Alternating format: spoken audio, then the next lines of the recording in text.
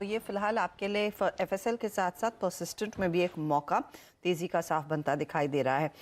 कुछ और ट्रेड्स आपकी स्क्रीन पर लेकर आते हैं और पावर कंपनी आज फिर देखिए फोरफ्रंट पर है। इस पर आपकी नजरें होनी चाहिए। पीएफसी, पावर ग्रिड जैसे काउंटर्स पर आईईएक्स में अचानक इस घंटे फिर तेजी आना शुरू हो गई, 1.1% ऊपर आ गया है। पहले तो राजेश सातपुते, एक बार पीएफसी देखिए, पीएफसी आरईसी दोनों जो ये ट्विन प्लेज हैं जो साथ में ही चलते हैं, अच्छा मोमेंटम है आज के दिन। ओपन इंटरेस्ट एडिशन सब्सटैंशियल है। क्या आप ट्रेड लेना पसंद कर रहे हैं इस समय? और फिर पावर स्टॉक्स पर शरद मैं आपकी भी राय लेना चाहूंगी, लेकिन राजेश बताइए, आप पहले पीएफसी आरईसी में से क्या पिक करेंगे? हर्षदा जी देखिए, दोनों ट्विंस है, एक चलता है तो दूसरा चलता ही है, दोनों में ओपन इंटरेस्ट भी अच्छा है, लेकिन अपने अपने रेजिस्टेंस पे खड़े हैं। जैसे कि पीएफसी की बात करें तो 162 163 ये इसका रेजिस्टेंस रहेगा फ्यूचर में। ऑलरेडी ये काउंटर पिछले 4 दिनों से चला है, तो यहाँ पे फ्रेश ट्रेड में थोड़ा अवॉइड करूंगा। लेकिन हाँ, अगर पोजीशन है तो आप इसमें बने रह सकते हैं, लेकिन आपको एक स्टॉप लॉस लगाना पड़ेगा करीब 158 का। अगर आप पीएफसी की बात करें तो 158 के साथ पोजीशन को आप मेंटेन रखें।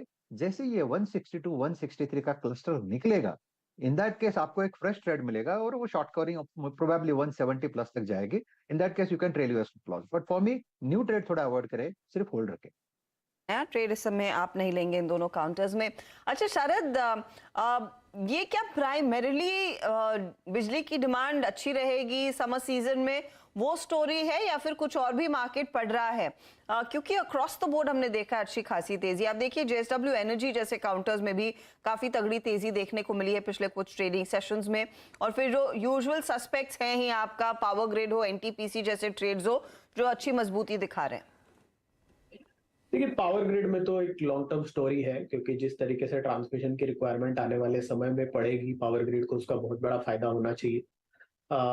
एनटीपीसी में रिन्यूएबल एनर्जी वाली स्टोरी है और वैल्यूएशंस अक्रॉस द बोर्ड कहीं भी महंगे हैं नहीं। पावर ग्रिड में भी मेरे हिसाब से 5% जैसी डिविडेंड यील्ड है। अगर 2 टाइम प्राइस टू बुक पे भी ट्रेड होता है तो मुझे लगता है 275 280 तक के लक्ष्य पावर ग्रिड में पॉसिबल है। एनटीपीसी 190 200 तक की वैल्यू उन लोग को लगता है फेयर है on the lower end of the curve. और बाकी पीएफसी आरईसी में मुझे लगता है सबसे बड़ा प्ले है कि डिस्कॉम्स के फाइनेंशियल्स काफी इंप्रूव होने चाहिए। जिस तरीके से गवर्नमेंट फोकस कर रही है तो उसका काफी फायदा मिलना चाहिए। एक्सचेंज वाले बिजनेसेस में आईईएक्स टाइप है, वहाँ वैल्यूएशंस थोड़ी सी एक्सपेंसिव है, बट जैसे नए प्रोडक्ट्स वो ला सकते हैं और अभी एक्सपेंसिव वाले पावर की ट्रेडिंग भी अलाउ कर दी है गवर्नमेंट ने, तो उन सब चीजों का एक एडिशनल फायदा उनको आने वाले समय में मिलेगा। और जैसे जैसे हम इलेक्ट्रिक व्हीकल्स और ज्यादा फोकस इलेक्ट्रिक पे कर रहे हैं तो मुझे लगता है कि कंजम्पशन में काफी बड़ी तेजी रहनी चाहिए। और जैसे जैसे रिन्यूएबल पावर आता है, मुझे लगता है ये जो इंटरस्टेट ग्रिड और ग्रिड टू मतलब जो मास आपका सोलर टॉप वगैरह है, आपका रूफ टॉप एनर्जी वगैरह आप जनरेट करेंगे, वहां से आप ग्रिड में ट्रांसफर करेंगे, तो ये ट्रांसमिशन का वॉल्यूम काफी बढ़ेगा आने वाले समय में। और एक्सचेंजेस पे ट्रेडिंग का वॉल्यूम भी बढ़ेगा, तो बाजार कहीं ना कहीं इन्हीं सब चीजों को एंटिसिपेट कर रहा है। और वैल्यूएशंस मेरे हिसाब से आईएक्स एक हाई ग्रोथ स्टोरी है, लो कैपिटल एम्प्लॉयमेंट की स्टोरी है, बट बाकी तीनों चारों स्टॉक्स में पीएफसी में इतना रन अप आने के बाद भी शायद 0.5 0.6 टाइम्स प्राइस टू बुक पे ट्रेड कर रहा है।